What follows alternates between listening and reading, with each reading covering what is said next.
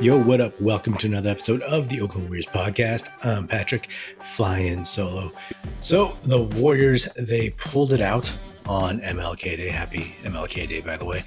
127-118. They pulled out a win versus the Washington Wizards in Washington, D.C. before going to the White House.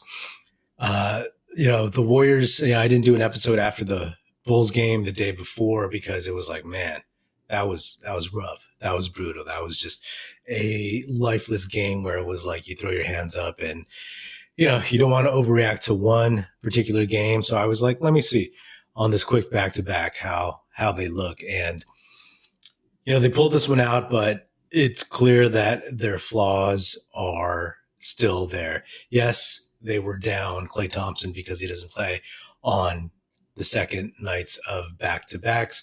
They didn't have Jonathan Kuminga, James Wiseman, JaMychal Green. And, it was one of those games where it was like nobody seemed to really, really be clicking. Steph, he was hitting shots in the first quarter. Jordan Poole, he was putting up points too, as he tends to do when he's the second option, especially. And the question was like, can they score enough? Can they really, really? Because in the Bulls game and in this game, there were probably roughly 3 points where I was expecting to see the quote unquote Warriors that we're used to. And in the Bulls game, it was that third quarter, right? In the Bulls game, they played terribly first quarter. They played really well second quarter. In the third quarter, they got an 8-point lead, and then they just got sloppy, turnovers, fouls, all that stuff, bad defense, threw it all away, and they lost that one, right? And this one, it was, let's see, because it was kind of a seesaw game back and forth. No one really pulled away. And every time the Warriors got like a 6-7 point lead, the Wizards would catch up. And then same for the Wizards. They would get like a 6-7 point lead, and then the Warriors would catch up. But in this game, I was looking at that third quarter again, right, to see how the Warriors would do. And they did not that great. I mean, they did not look like themselves. I was hoping that maybe they would put on one of those third quarter runs that Warriors teams of the past would put on other teams, but they did not. They had a lead at halftime and they built up that lead and then they lost it. So, and then the fourth quarter came around and it was like, okay, what are we doing here? And Steph came in early. He played a total of 38 minutes, which is a lot for him, especially on the second night of a back-to-back. And overall, 12 for 28, 6 for 15 from 3, 11 for 12 from the line, 7 boards, 2 assists, 41 points, plus 41. And Steph came in and he closed it. That's it. That's all that he did. He came in, he hit big shots, he forced the issue, he got to the line, and he made it happen. And he made it happen for the rest of his teammates. He drew a lot of defenses, and he was able to find guys open, and he just kind of kept the Wizards. I mean, the Wizards were on their heels. I mean, the whole time, the Wizards looked comfortable during this game, and it wasn't until that final 5-minute stretch or so where the Warriors really turned it up is where the Wizards kind of folded. And that's the difference between a team with this championship pedigree and a team like the Wizards, right? In theory, you would see that difference between teams more often this year, but it just hasn't played out. Jordan Poole, I mentioned, 37 minutes, 12 for 20 from the field, 7 for 13 from 3, only 1 free throw, 7 boards, 3 assists, 2 steals, 32 points. Now, Poole was a great complimentary guy down the stretch as Steph closed this game. And this is kind of what I was talking about during that stretch of home games where Poole kind of made poor decisions, dribbled off himself out of bounds, turnovers, late game stuff, all that jazz. It's like he's not there yet where he can always be the primary guy closing out a game. And in this case, he's going to defer to Steph for the most part, especially when Steph is hot and he has kind of like this look where he's really, really trying to just put it away. And Poole hit that big three where Steph missed it I believe, and then Draymond tipped the ball out to Jordan Poole on the left wing, who was wide open for a three, and he just drilled it. Done. Right? That's the kind of stuff where Jordan Poole shines.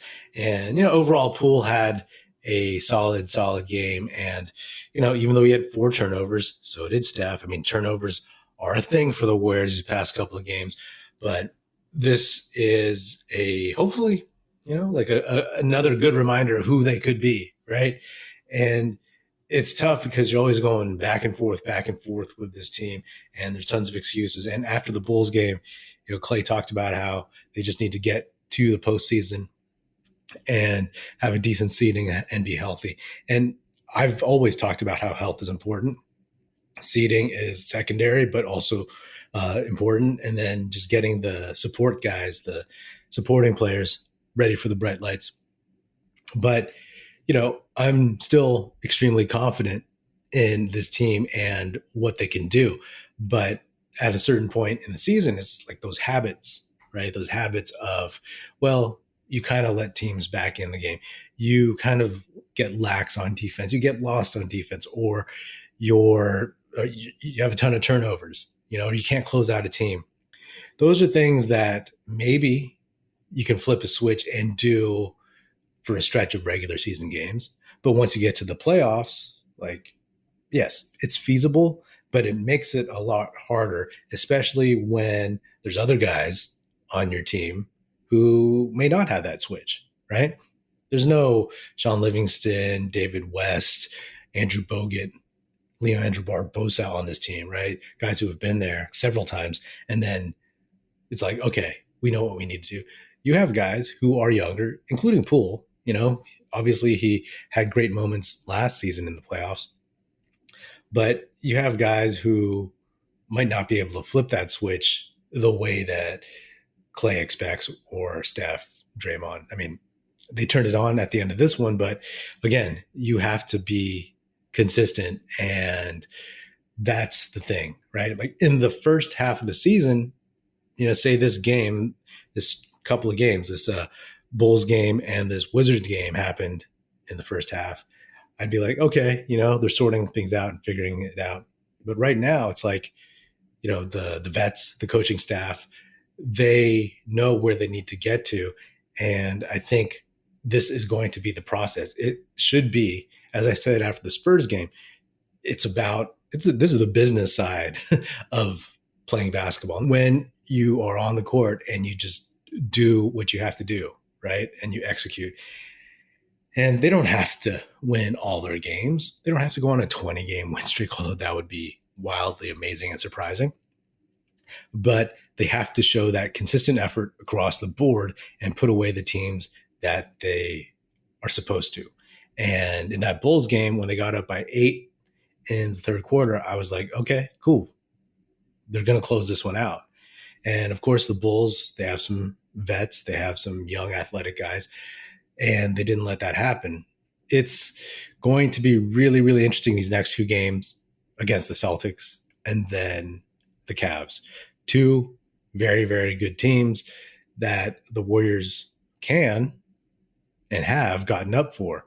Can they do it on the road, right? Like, this is what they're building right now. They're building up, as I said when I was talking to Aram in Toronto in the midseason episode a couple episodes ago. It's like from now until the All-Star break, which is, I believe, February 18th or something like that. That's where they really, really have to start building towards looking like themselves. And hopefully they're healthy. Like, that's a huge part of looking like yourself, of course, having the normal dudes in your rotation out there on the court. Because then after the All-Star break, it's a sprint. It's a sprint to the playoffs. It's a sprint to get into rhythm. It's a sprint to keep people healthy. It's a sprint to secure a decent enough spot in the standings. So that's how I'm looking at the rest of the season. And, I think they can do it. But they need to prove it a little bit more. And let's be honest, like in this game, the first 2 guys off the bench were Ty Jerome and Anthony Lamb. And I like Ty Jerome, and Lamb has played well. And if the box score is right, Lamb was plus 36 on the night. I can't believe that to be true, but if it is, yowza. But ideally, those aren't the first two guys off your bench, two-way guys, to be honest, right? If you're going to be a title contending team, those aren't the main two guys off your bench first. So, in that respect, I understand this team. Like, they didn't have some of their other dudes clicking, they didn't have some of their other dudes in the game. So, that's why there were kind of lulls here and there. And there are defensive deficiencies with Anthony Lamb and Ty Jerome, right? Like, it was kind of well reported that Lamb in the last couple of games is overhelping and fouling and all that jazz. For all of his surprising 3-point shooting, there's flaws there. And then also with Ty Jerome, right? Like, oftentimes when guys can't, just graduate from two-way contracts or the G League, some of it is because their defense, right? Yeah, a lot of guys can shoot, a lot of guys can dribble and pass, but if you can't get on the court and stay on the court as a defensive liability, then that becomes an issue. So, like, we saw even some of that in this one. And, to me, it's like, okay, they survived this, and you just, look forward and try to keep moving forward.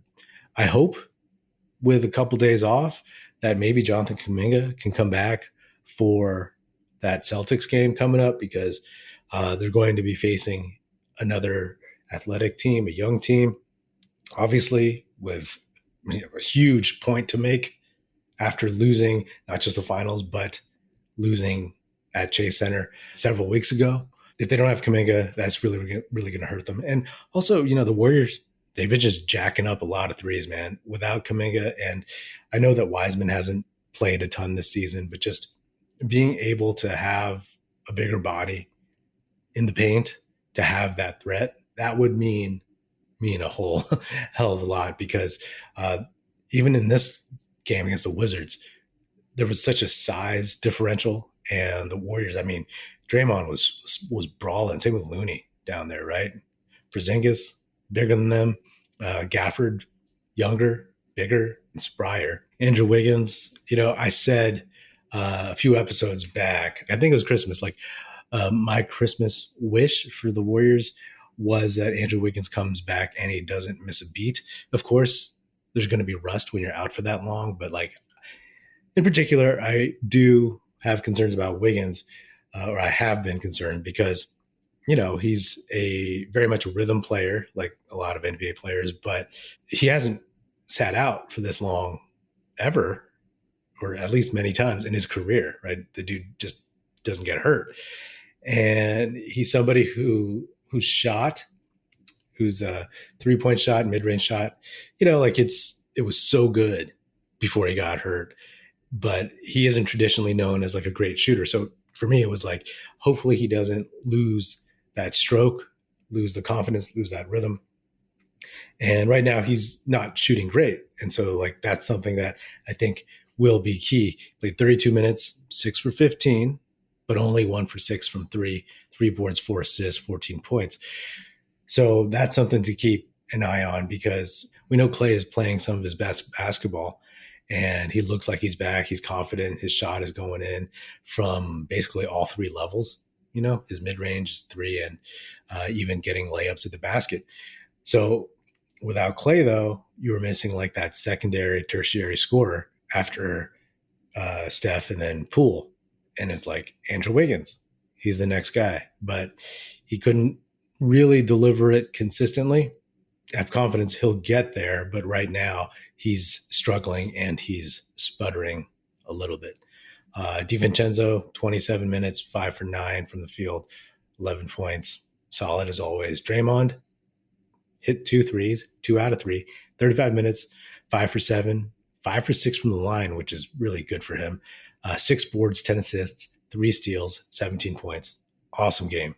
I can't believe the beating that dude is taking right now, right? I mean, just watching him on defense play against some of these bigger dudes, and it's rough out there, and that's why, again, I really, really want to see Kuminga get back, and Wiseman and even JaMychal Green, because they need some help just in terms of like not take tons of minutes pounding on their bodies, right?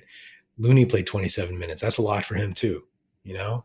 2 points, 9 boards, 3 assists, 1 steal. But, those guys need a legit third dude that they can look at and say, okay, this guy can play some minutes at center, you know?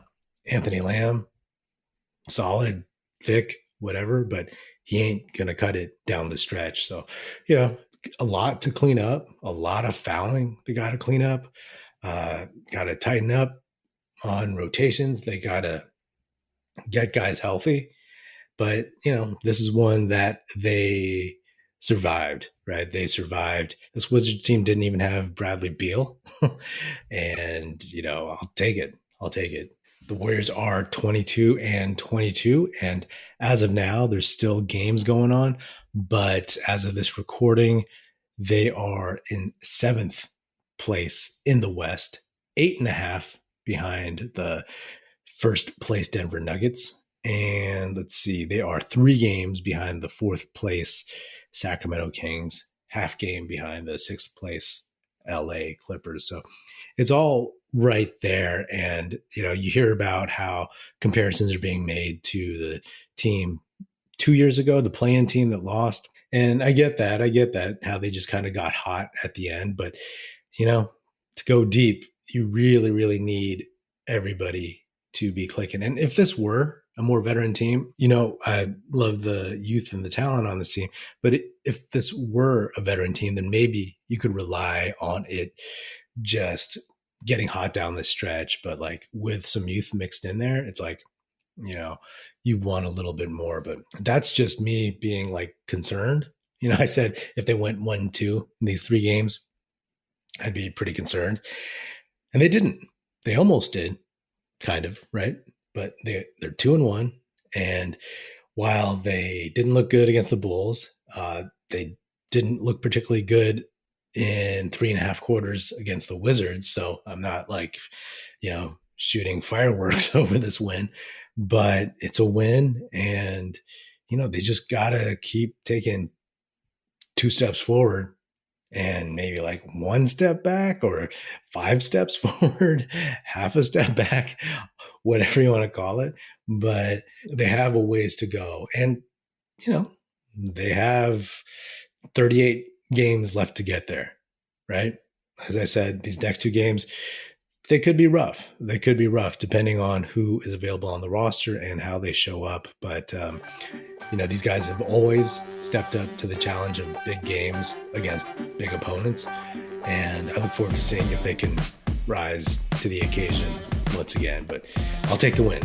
That's the bottom line. Take the win. A long way to go. That's all I got.